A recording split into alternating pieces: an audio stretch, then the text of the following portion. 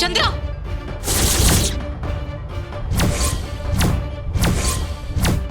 என்ன காரியம் நீ பண்ணிருக்க?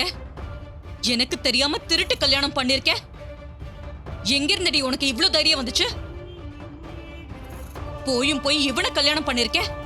இவனே ஒரு துரோகி, நம்ம குடும்பத்தை அழிக்க நினைக்கிறவன். இவனுக்கு போய் கழுத்தை நீட்டிருக்கியே. நான் இந்த கல்யாணத்தை ஒத்துக்கவே மாட்டேன். நீ வாடி.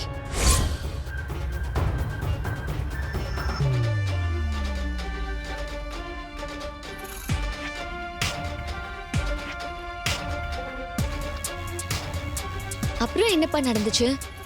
அம்மா அவங்க கல்யாணத்தை ஏத்துக்கவே இல்லையா? இல்லம்மா, கடைசி வரைக்கும் அவங்க கல்யாணத்தை ஏத்துக்கல. சிவனாண்டி நம்ம குடும்பத்தை அழிக்க வந்தவனு தெரிஞ்சு எப்படி ஏத்துப்பா? சந்திராவும் எவ்வளவோ போராடி பார்த்தா. நான் அவன் கூட தான் வாழ்வேன்னு சொன்னா. ஆனா சந்திராவை உட்கார வச்சு சிவனாண்டி நம்ம குடும்பத்தை கெடுக்க வந்தவன், அவனை நம்ம குடும்பத்துக்குள்ள விடலாமான்னு சொல்லி அவளுக்கு கொஞ்சம் கொஞ்சமா புரிய வச்சா. சந்திராவும் ஈஸ்வரி சொல்றதுதான் சரின்னு நினைச்சு வீட்லயே இருந்துட்டா. இதெல்லாம் நடிப்புன்னு பின்னாடி தான் தெரிய வந்தது. அவ புருஷன் கூட அவளை வாழ வைக்கலைங்கிற கோபத்துல தான் நம்ம குடும்பத்தையே அவ அழிக்க பாக்குறா.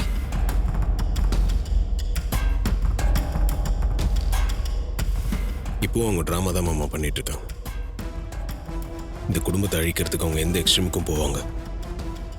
அதுக்கு உதாரணம், அவங்க கழுத்துல இருந்த தாலியை அவங்களே கட்டி கொடுத்துட்டு வந்திருக்காங்கல்ல, அதான். ஆமாப்பா, எந்த பொண்ணு அவ்வளவு சீக்கிரம் கழுத்துல இருக்கிற தாலியை கழட்ட மாட்டா. அவங்க கழட்டி கொடுத்திருக்காங்கன்னா எதுக்கும் துணிஞ்சிட்டாங்கன்னு தான் தெரியுது.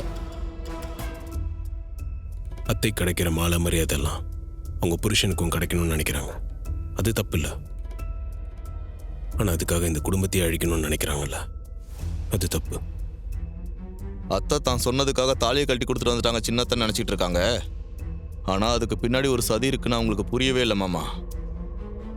அவங்க என்ன வேணா பிளான் பண்ணிட்டோங்க. நான் இருக்கிற வரைக்கும் அத்தையை அவங்களால எதுவும் பண்ண முடியாது. அத்தை மனசை மாத்தி கூட குடும்பத்தை ஒன்று சேர்த்துடலாம்ப்பா. ஆனா இவங்க இருக்கிற வரைக்கும் அது நடக்காது போல இருக்குப்பா. கண்டிப்பா நடக்குங்க. அத்தையோட மனசு மாறும். சின்னத்தையும் ஒரு நாள் திருந்துவாங்க. எனக்கு அந்த நம்பிக்கை இருக்கு.